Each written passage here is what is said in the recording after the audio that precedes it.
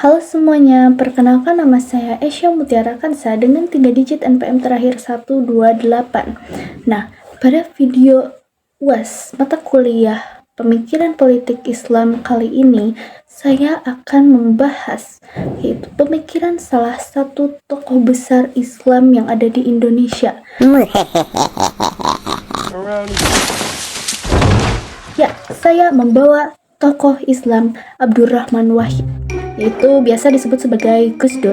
Nah, dari pemikiran Gus Dur ini, ada bagaimana saja syariat Islam dapat dipahami dan bagaimana pemikirannya sangat berpengaruh terhadap stabilitas politik Indonesia. Bagi yang belum tahu, Gus Dur ini lahir di Jombang dan juga dikenal sebagai tokoh NU, juga sebagai Bapak Pluralis Indonesia.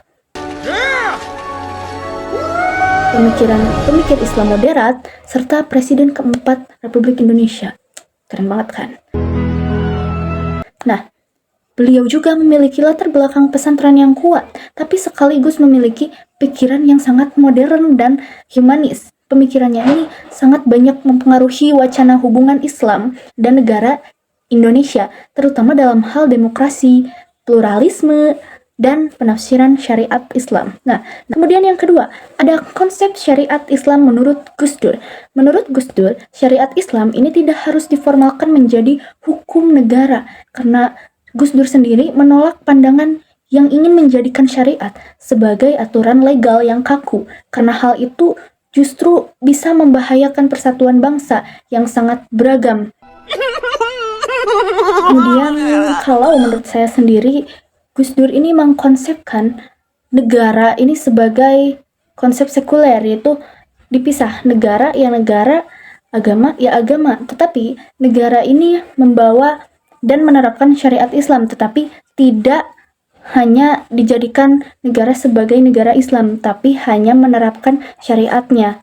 Nah, jadi bagi Gus Dur, inti syariat itu bukan pada hukumnya, tapi pada nilai-nilainya, seperti al-adl yaitu keadilan, al-insaniyah yaitu kemanusiaan, serta al-maslahah al-ammah yaitu kemaslahatan umum.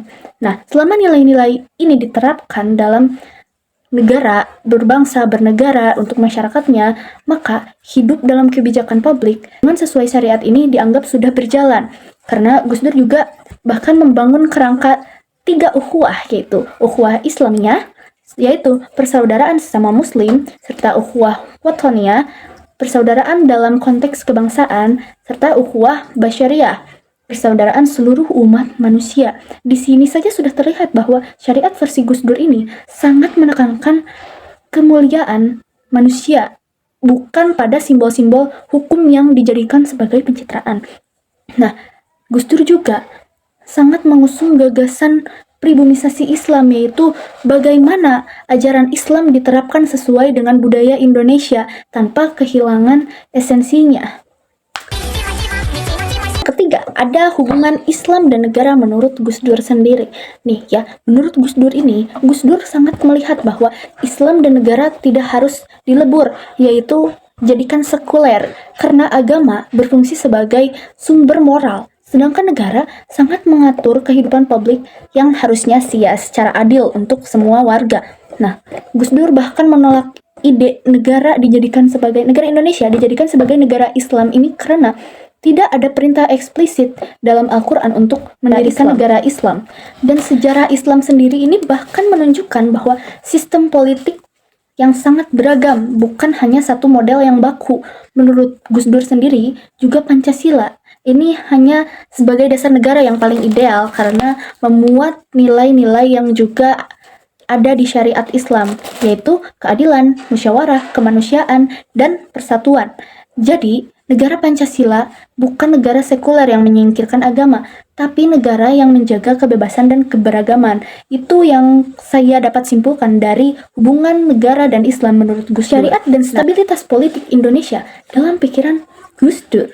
Nah, Gus Dur bahkan menegaskan bahwa formalisasi syariat justru berpotensi menciptakan konflik horizontal dan mengancam stabilitas politik.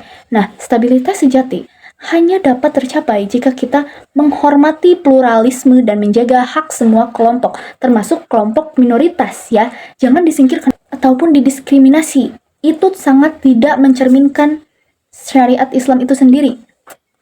Syariat Islam diterapkan dengan benar, maka negara akan sangat dekat dengan kemajuan. Menurut saya ya, tetapi jika hanya negara itu dijadikan sebagai agama tertentu tanpa adanya pemisahan, menurut saya itu jauh dari kata kemajuan. Karena pasti bakal ada chaos yang enggak kondusif, banyak perpecahan. Nanti masyarakatnya, suku, bangsa, semuanya bakal terpecah belah, sehingga menjadikan negara itu jauh dari kemajuan.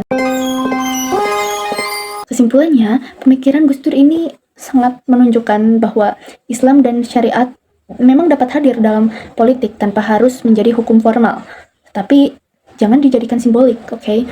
Dan nilai-nilai seperti keadilan, kemanusiaan, dan pluralisme bahkan jauh lebih penting untuk menjaga stabilitas politik Indonesia. Nah, sekian dari saya. Terima kasih telah menonton video ini. Semoga bermanfaat. Thank you.